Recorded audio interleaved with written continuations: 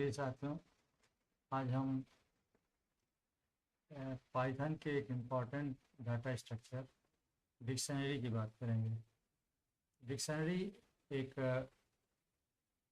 जैसे list data structure है या सेट है या ट्यूपल है, उसी तरह का एक डेटा स्ट्रक्चर है जिसके अंदर हम डेटा स्टोर कर सकते हैं। लेकिन ये और सबसे अलग डेटा स्ट्रक्चर इस मामले में है, इसमें की वैल्यू पेयर के रूप में डेटा स्टोर किया जाता है। जैसे इसका एग्जांपल अगर हम बताएं तो जैसे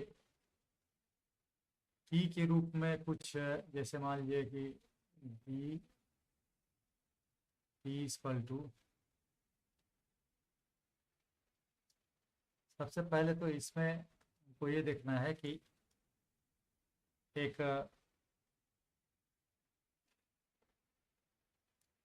की वैल्यू पेयर का मतलब हुआ कि जैसे नेम हो गया, नेम की हो गया, और इसमें वैल्यू होगी उसकी मान लीजिए राम। ये तो हमें ये देखना है, और ये एक की वैल्यू पेयर हो गया, मीन्स की हो गया नेम और उसका वैल्यू हो गया राम। दूसरा हम इसमें दे सकते हैं, जैसे की हो गया एज, एज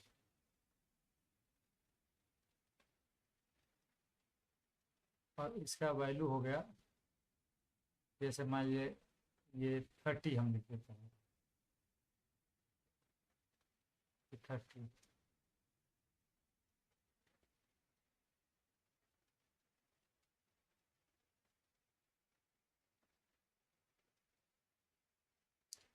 तो ये की वैल्यू दूसरा पेयर हो गया।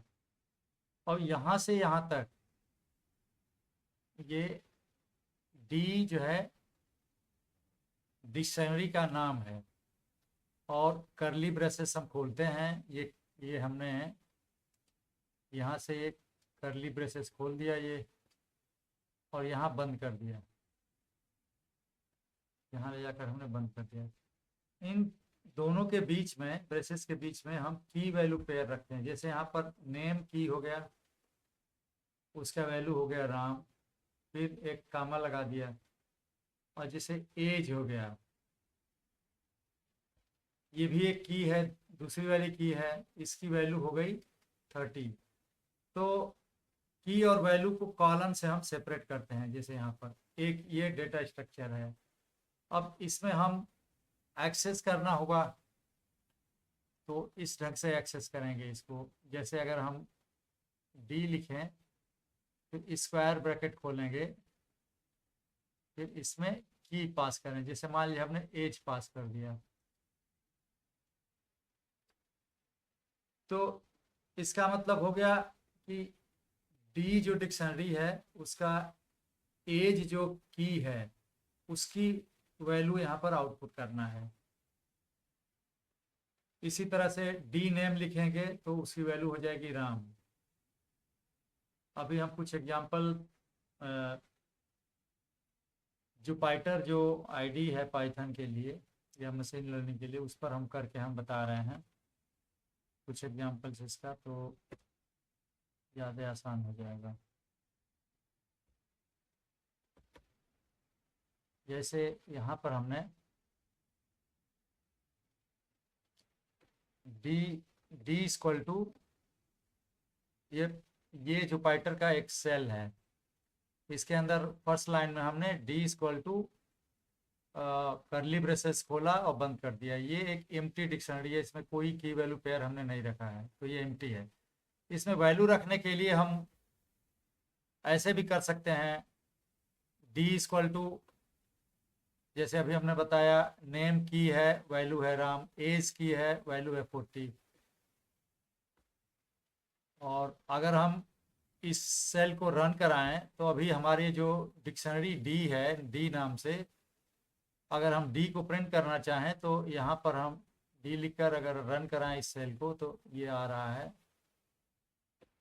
नेम राम और एज 40, ये डिक्शनरी, ये 2 आइटम डिक्शनरी है। 2 आइटम मतलब पहला आइटम हो गया पहला की वैल्यू पेयर नेम, इसकी वैल्यू है राम।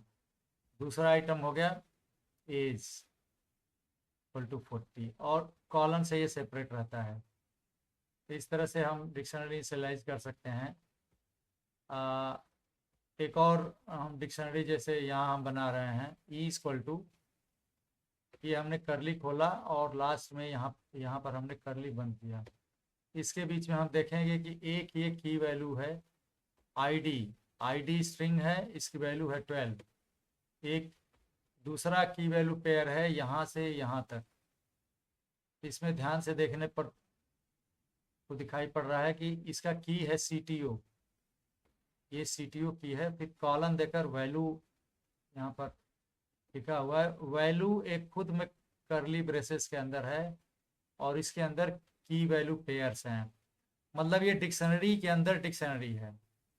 मतलब किसी डिक्शनरी के अंदर हम अलग से डिक्शनरी को भी स्टोर कर सकते हैं। इसको नेस्टेड डिक्शनरी बोला जाता है। ये जो CTA की है इसकी वैल्यू एक डिक्शनरी है। इस डिक्शनरी में नेम की जिसकी वैल्यू राम है और एज की वैल्यू 40 है। तो CTO की वैल्यू हो गई यहाँ से यहाँ तक, ये पूरी डिक्शनरी।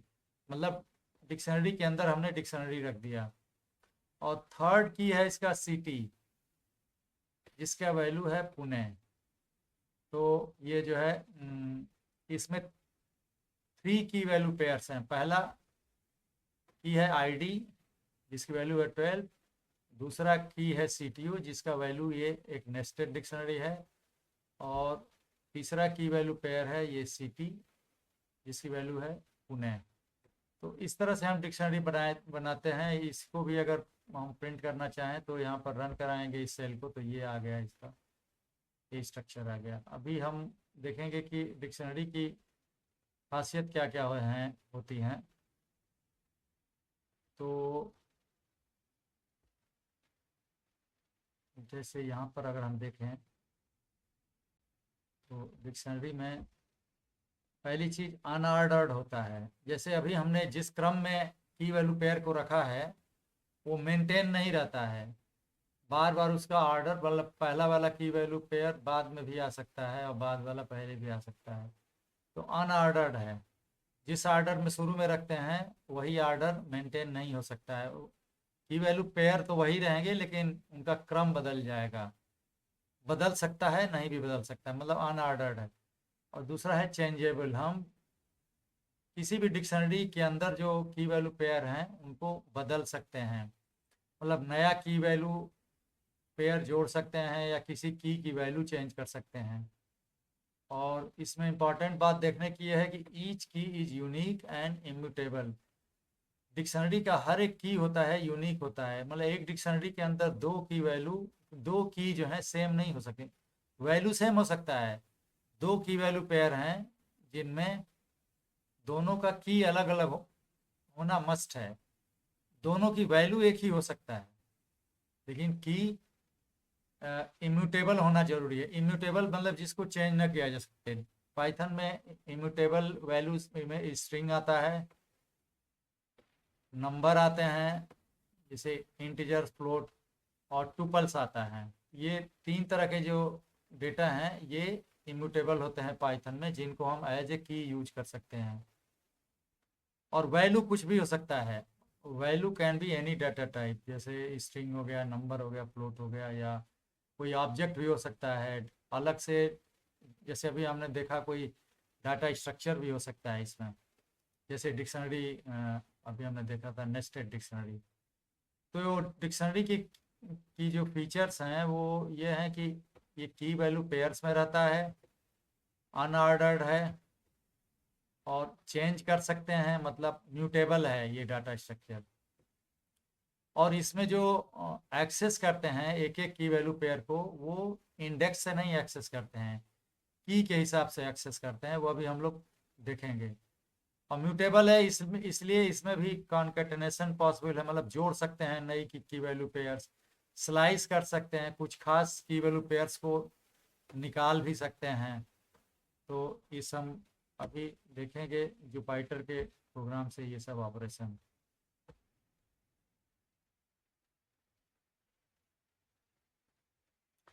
अब हमने जैसे यहाँ पर एक डिक्शनरी बनाया, यहाँ तो शुरू में ही हमने बना लिया। हम ऐसा भी कर सकते हैं कि एक ब्लैंक डिक्शनरी से स्टार्ट करें और उसमें एक एक की वैल्यू पेयर जोड़ते जाएं। उसका तरीका ये है कि जैसे ये डी इक्वल टू, ये हमने लिख दिया, करली ब्रेसेस खोला, बंद कर दिया, ये एम्प्टी डिक्शनरी है, इसमें कुछ की वैल्यू पेयर अभी डेटा स्टोर नहीं हुआ है। अब इसमें पहला की वैल्यू पेयर हमको स्टोर करना हुआ तो डी, फिर स्क्वायर ब्रैकेट खोलेंगे और सिंगल कोट या डबल कोट में नेम, मतलब नेम स्ट्रिंग है जो की है, और ये इम्यूटेबल है, स्ट्रिंग इम्यूटेबल होता है।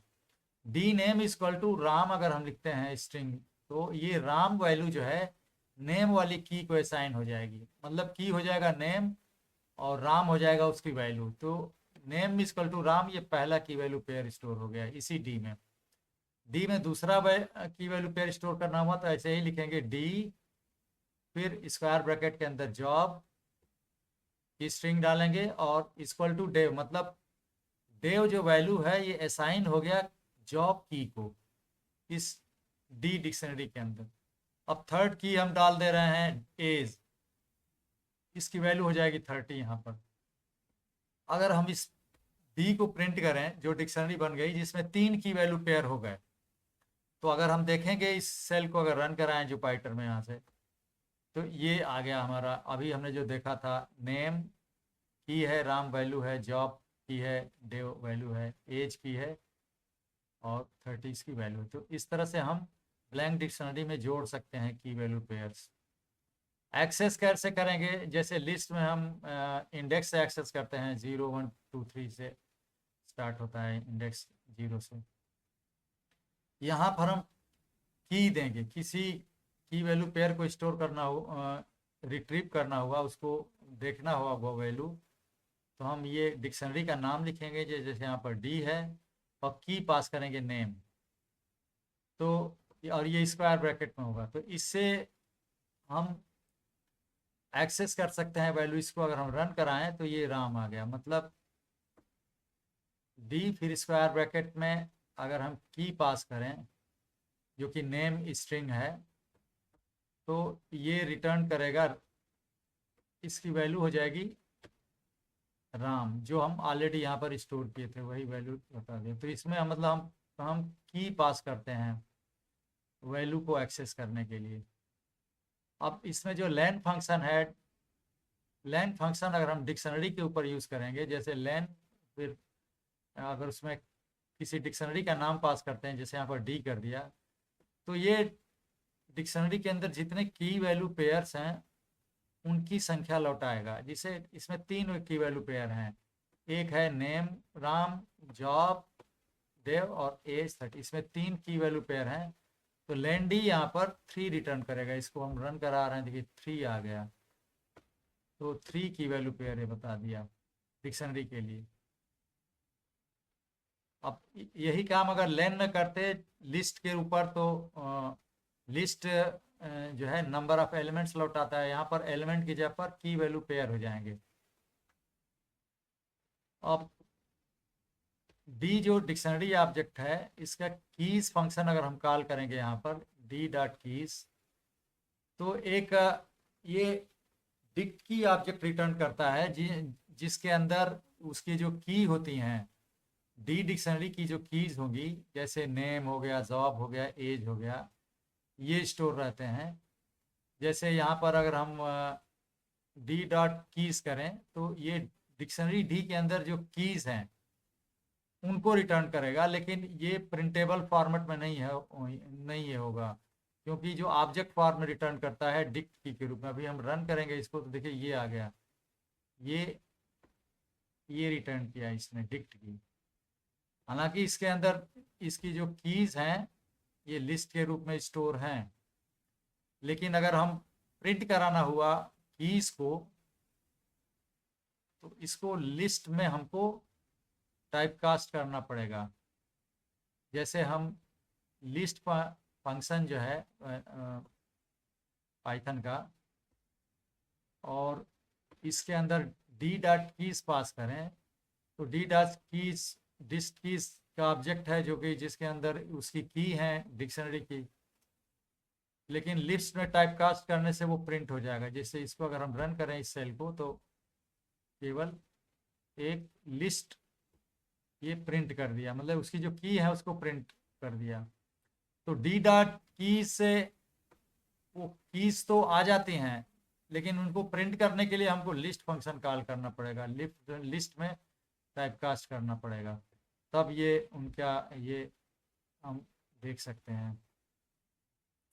ये तो अभी हमने बताया कि डिक्शनरी कैसे क्रिएट करते हैं डायरेक्ट असाइनमेंट करके, अभी जो एग्जांपल है। दूसरा कुछ फंक्शंस भी हैं। एक डिक्ट फंक्शन है। डिक्ट फंक्शन में हम की इक्वल टू वैल्यू के रूप में की वैल्यू पेयर पास करते हैं, और कामा से सेपरेट रहता है एक एक की वैल्यू पेयर, तो उससे भी डिक्शनरी बनती है। जैसे यहाँ पर हमने एक राम वन ये डिक्शनरी बना रहे हैं, राम वन नेम की। अब ऐसे करते हैं, Ram one equal to dict, dict call कर लिया और ब्रैकेट खोला, इसमें नेम इक्वल टू राम, फिर comma job equal to Dave, age equal to 40। तो ऊपर वाली ही डिक्शनरी बन जाएगी, क्योंकि यहाँ पर 3 की वैल्यू पेयर्स हैं सेपरेटेड बाय कामा। इसको हमने पास कर दिया डिक्ट फंक्शन के ऊपर, तो ये भी एक डिक्शनरी क्रिएट करेगा, और उस डिक्शनरी जो है राम वन में असाइन हो जाएगी। अभी हम राम वन को जैसे प्रिंट करें इस सेल को, तो ये देखिए ये डिक्शनरी बन गई है। तो एक तो डायरेक्ट असाइनमेंट से भी डिक्शनरी बनती है, दूसरा डिक्ट फंक्शन कॉल करके, और उसमें नेम उसमें की वैल्यू पेयर हम रख सकते हैं सेपरेटेड बाय कामा। जैसे की इक्वल टू पेयर, जिसे यहाँ name equal to Ram, job equal to Dave, ऐसे ऐसे ऐसे भी डिक्शनरी बनती है।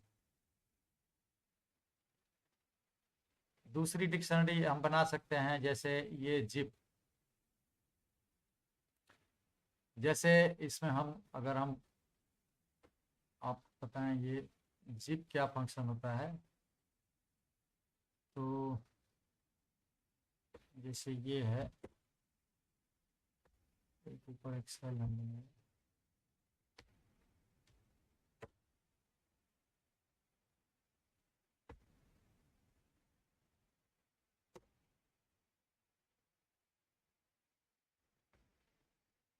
इस सेल को रन करें, तो एक जिप फंक्शन में हम दो कामा से सेपरेट करके दो डेटा स्ट्रक्चर पास कर दे रहे हैं। यहाँ पर एक लिस्ट है जिसमें 3 नेम, जॉब और एज हैं वैल्यू। दूसरी लिस्ट है जिसमें वैल्यूज की लिस्ट है, जिसमें राम, देव और 40 ये है। मतलब जिप फंक्शन में दो लिस्ट अगर हम पास करते हैं, तो पहली वाली लिस्ट और ये दूसरी वाली लिस्ट, पहली वाली लिस्ट में कीज हो जाएंगी, दूसरी वाली लिस्ट में वैल्यूज हो जाएंगी। ये दोनों सेपरेटेड बाय कामा, और ये पास हो रही है जिप फंक्शन में, तो ये दोनों को जिप कर देगा। मतलब ये एक टुपल का लिस्ट बनाता है, जिसमें नेम इक्वल टू राम ऐसे हो जाएगा, और अगर हम इसको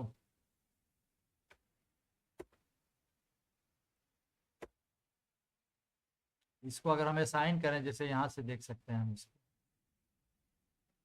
जैसे ये देखिए यहाँ पर हमने किया है जिप नेम वही पास किया, और जिप का जो आउटपुट आया, जिप का आउटपुट ये आएगा। जिप करने के बाद एक ऑब्जेक्ट बनेगा जिप ऑब्जेक्ट। अगर इसके अंदर हम लिस्ट फंक्शन कॉल करेंगे, तो इनको ये लिस्ट के रूप में दिखाएगा। जैसे ये इसने देखिए क्या दिखाया है, ये लिस्ट हमने यहाँ पर आउटपुट कर लिया है। इसने क्या किया है कि पहले जिप क्या करता है कि क्रम के हिसाब से पहला वाला जो लिस्ट है, इसमें पहला एलिमेंट लेगा, और दूसरी लिस्ट से पहला वाला एलिमेंट लिया, जैसे नेम लिया पहले वाले लिस्ट से, दूसरे लिस्ट से राम लिया, इन दोनों को मिलाकर एक टुपल इसने बनाया, ये नेम कामा राम, ये एक टुपल बना दिया। दूसरी बार ये सेकंड, पहली लिस्ट का सेकंड जो एलिमेंट है ये जॉब, और दूसरे लिस्ट का सेकंड एलिमेंट डेव, दोनों को मिलाकर एक टुपल बनाया, ये जॉब डेव। इसी तरह से थर्ड वाले से, थर्ड वाला पहली लिस्ट का थर्ड एज है और सेकेंड लिस्ट का थर्ड 40 है, तो एज और 40 को लेकर एक टुपल बना दिया। तो इन तीन टुपल को यहाँ पर हम लिस्ट में कन्वर्ट कर सकते हैं, लिस्ट फंक्शन कॉल करने के लिए। तो इससे भी डिक्शनरी हम बना सकते हैं। जैसे यहाँ पर हम देख रहे हैं कि जिप अगर हम करते हैं, जिप फंक्शन, और नेम पहली वाली लिस्ट पास कर दे, यहाँ पर नेम जॉब एज वाली, दूसरी वाली लिस्ट राम देव और 40 वाली, इस पूरे के ऊपर अगर हम डिक्ट फंक्शन कॉल करते हैं तो डिक्ट फंक्शन जैसा हमने बताया था कि डिक्शनरी बनाता है। तो इन दो लिस्ट से वो डिक्शनरी बनाएगा और इस डिक्शनरी को हम RAM2 में अप्लाई असाइन कर दिए। तो इसको रन करेंगे तो यहाँ पर ये देखिए इसने डिक्शनरी ये बना दिया है। नेम की वैल्यू राम, जॉब की वैल्यू डेव और एज की वैल्यू 40।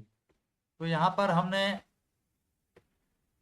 डिक्ट फंक्शन का यूज करके डिक्शनरी बनाया और डिक्ट फंक्शन के अंदर एक जिप फंक्शन का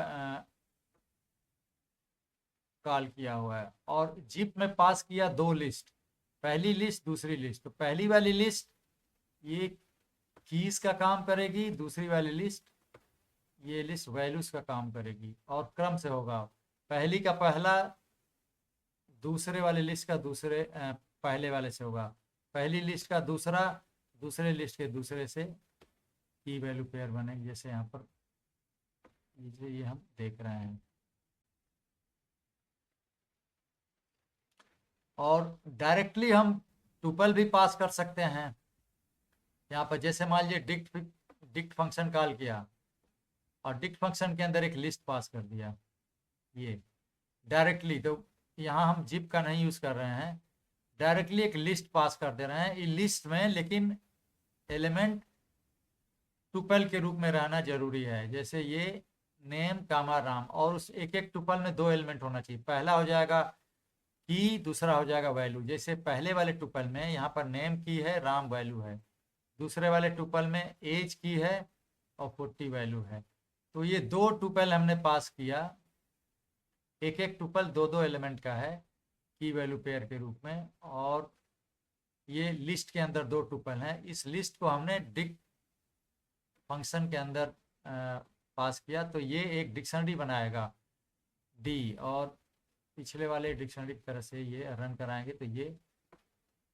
तो ये दो तीन तरीके हैं, असाइन करके, डायरेक्टली असाइन करके, डिक्ट फंक्शन का यूज़ करके, और जिप भी असल में यही काम करता है। वो लिस्ट के रूप में पहले ऐसे कन्वर्ट करता है, उसके बाद डिक्शनरी बना देगा।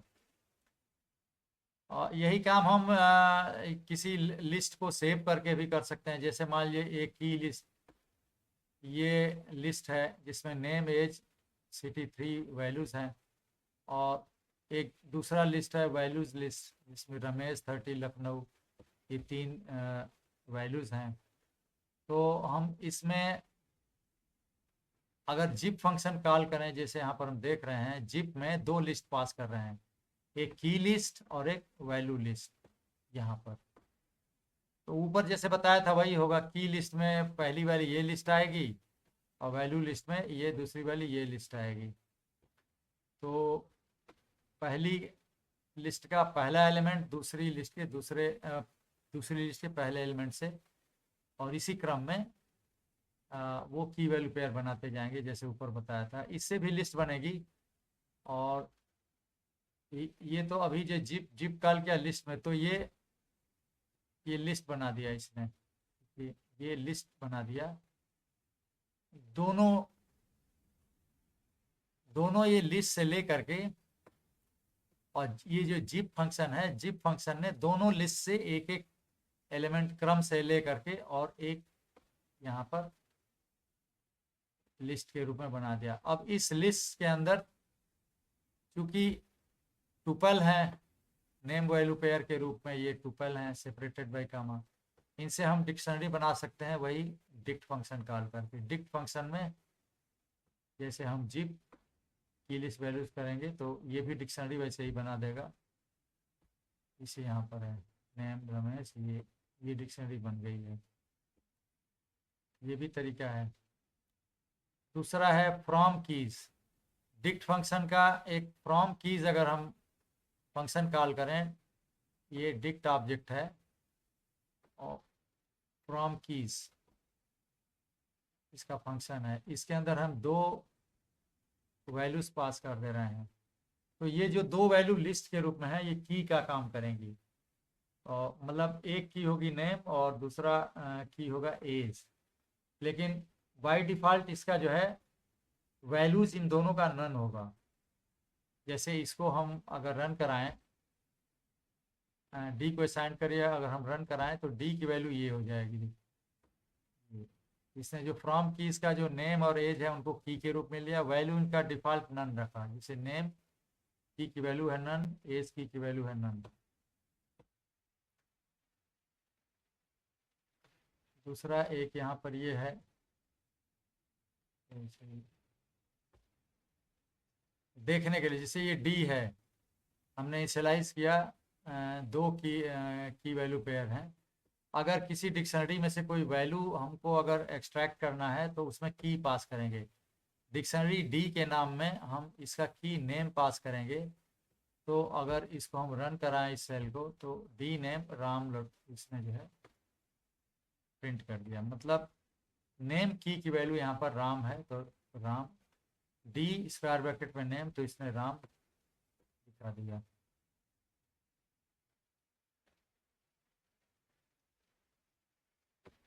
अब इसे ये है नेस्टेड डिक्शनरी का एग्जांपल एक देख लीजिए। जैसे ये ई इक्वल टू, हम कर्ली ब्रेसेस खोल रहे हैं, पहला की है आईडी, वैल्यू है 12।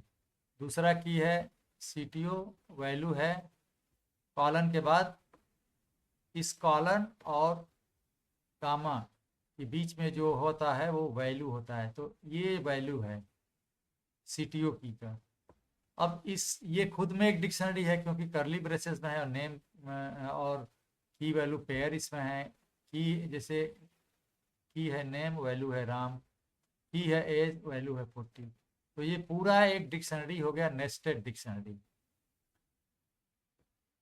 और कामा के बाद ये थर्ड की है सिटी, इसकी वैल्यू है पुणे। ये पूरी डिक्शनरी ई हो गई जिसमें एक नेस्टेड डिक्शनरी भी शामिल है। अब अगर हमको इस की वैल्यू प्रिंट करना है, सीटीओ की वैल्यू, तो हम ई फिर ब्रैकेट के अंदर सीटीओ रखकर इसको अगर रन कराते हैं तो देखिए ये इन नेस्टेड डिक्शनरी लौटा दिया इसने। ये जो सीटीओ की जो वैल्यू हुई सीटीओ की। लेकिन अगर हमको इस नेस्टेड डिक्शनरी के अंदर कोई और वैल्यू प्रिंट कराना, जिसे सीटीओ जो की है इसकी वैल्यू है एक नेस्टेड डिक्शनरी, उस नेस्टेड डिक्शनरी के अंदर जो एज है, एज की है, उसकी वैल्यू प्रिंट कराना हुआ तो हम ऐसे लिखेंगे जैसे ई सी टी ओ। जैसे देखिए ई सी टी ओ तो ये रिटर्न किया, ई सी टी ओ से पूरी ये नेस्टेड डिक्शनरी आ गई।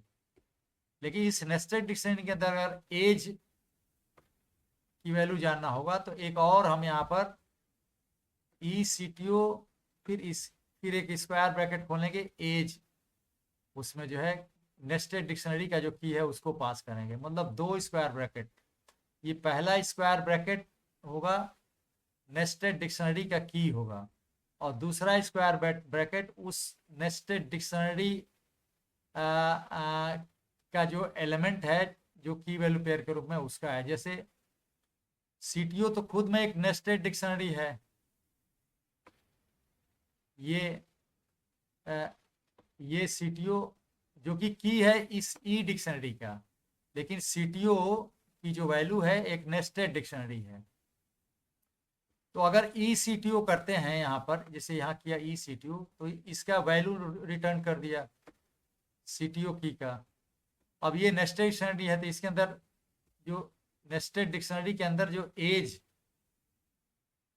जो वैल्यू है, इंटरनल वैल्यू, उसको प्रिंट कराने के लिए हमको दो स्क्वायर ब्रैकेट खोलने पड़ेंगे।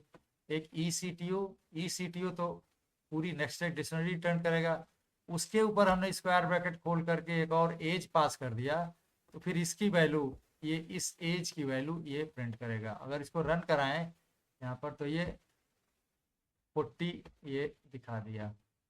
तो हम नेस्टेड डिक्शनरी के अंदर जो वैल्यूज हैं इनको हम इस तरह से हम एक्सेस कर सकते हैं।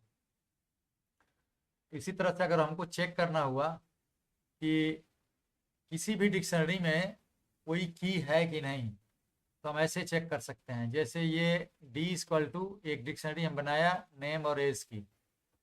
अब इसमें एज वाला कोई की है कि नहीं है जानना है, तो हम लिखेंगे उसी की वैल्यू जो एज की स्ट्रिंग है।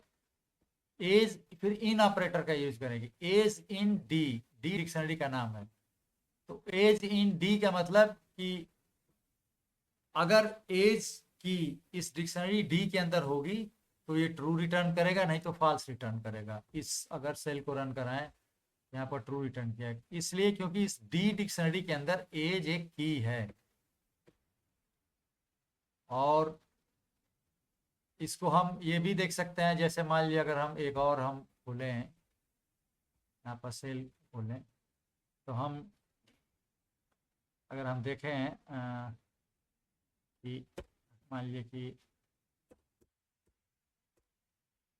अगर हमें सेल इन डी, मतलब ये सैलरी इन डी, अगर हम एक्सप्रेशन लिखते हैं, इसका मतलब कि हम जानना चाह रहे हैं कि सैलरी की इस डिक्शनरी डी के अंदर है कि नहीं है। तो अगर हम इस सेल को रन कराएं तो ये फॉल्स रिटर्न कर दिया, क्योंकि सैलरी नाम से कोई भी की नहीं है इस डी डिक्शनरी के अंदर, इसमें केवल नेम और एज दो ही हैं।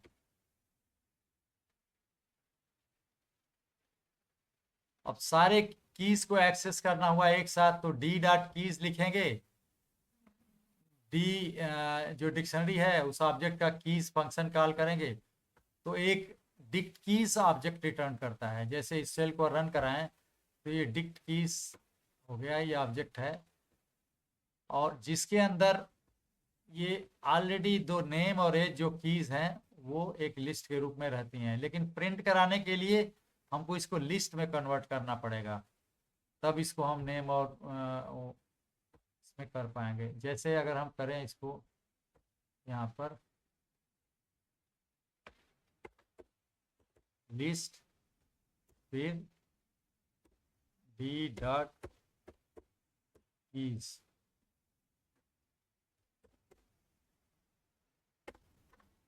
हमने D.keys जो कि डिक्ट कीज ऑब्जेक्ट है, इसको पास कर दिया लिस्ट फंक्शन के ऊपर, तो ये लिस्ट में कन्वर्ट कर देगा इसको, तो ये नेम और एज लिस्ट के रूप में आ जाएंगे। तो मतलब अगर देखना होगा तो हमको लिस्ट में टाइप कास्ट करना पड़ेगा उस ऑब्जेक्ट को। ऐसे ही वैल्यूज हमको जानना हुआ तो डी डिक्शनरी है, इसमें डॉट ऑपरेटर का यूज करके और वैल्यूज फंक्शन कॉल करेंगे तो इसकी सारी वैल्यूज आ जाएंगे। जैसे इसको रन कराएं तो ये डिक्ट वैल्यूज रिटर्न किया, जिसके अंदर ऑलरेडी ये राम और 40 जो वैल्यूज हैं डी डिक्शनरी की वो स्टोर हैं। इसी तरह से अगर हम इसको प्रिंट कराना हुआ तो इसको फिर से हमको लिस्ट में कन्वर्ट करना होगा। जैसे मान लीजिए अगर हम नया सेल बनाते हैं और ये इसको करते हैं,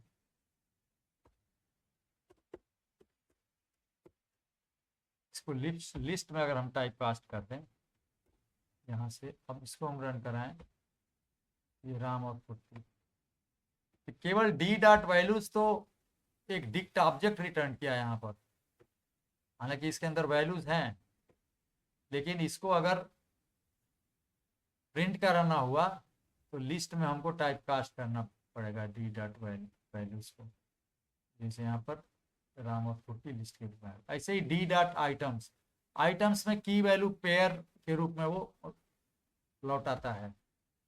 जैसे इसको रन कराएं इस सेल को, तो डिक्ट आइटम्स रिटर्न करेगा। इसमें टुपल के रूप में रहता है, नेम की है, राम वैल्यू है, एज की है और 40 उसकी वैल्यू है। तो ये दो टुपल मतलब दो की वैल्यू पेयर्स के रूप में ये स्टोर रहते हैं। इसको भी प्रिंट कराना हुआ तो वैसे ही लिस्ट के रूप में हमको स्टोर करना पड़ेगा, टाइप कास्ट करना पड़ेगा। एक डिक्शनरी को दूसरे डिक्शनरी में अगर कॉपी करना हो, उसकी कॉपी बनाना हो, तो हम कॉपी फंक्शन यूज करते हैं। जिससे ऊपर वाली डिक्शनरी है, इसमें नेम और एज दो की हैं, तो डी डॉट कॉपी अगर यूज करेंगे कॉपी फंक्शन, तो ये एक डिक्शनरी बनाएगा और वो D2 के असाइन करेगा। D2 एक डिक्शनरी है। अब इसको हम D2 की वैल्यू अगर प्रिंट कराएं तो ये देखिए वही आ गया, नेम राम एज 40। मतलब डी जो डिक्शनरी है उसमें जो की वैल्यू पेयर हैं वो सारे के सारे कॉपी हो गए D2 डिक्शनरी में। तो एक ये भी है इसका मतलब कि हम पेश कर सकते हैं। डिक्शनरी में से वैल्यू अगर क्लियर करना हुआ तो D2 जैसे डिक्शनरी का अभी जो बनाया डिक्शनरी D2 नाम है, क्लियर फंक्शन कॉल करेंगे तो ऑल सारे जो हैं इसके जो D2 का जो कंटेंट है वो रिमूव हो जाएगा। जैसे यहाँ पर अगर हम रन कराएं तो D2 एक एम्प्टी डिक्शनरी आ गई। तो इस तरह से डिक्शनरी हम बना सकते हैं और कुछ फंक्शन है। अगले सेशन में हम और कुछ डिक्शनरी के इम्पोर्टेंट फंक्शंस हम देखेंगे। Thank you.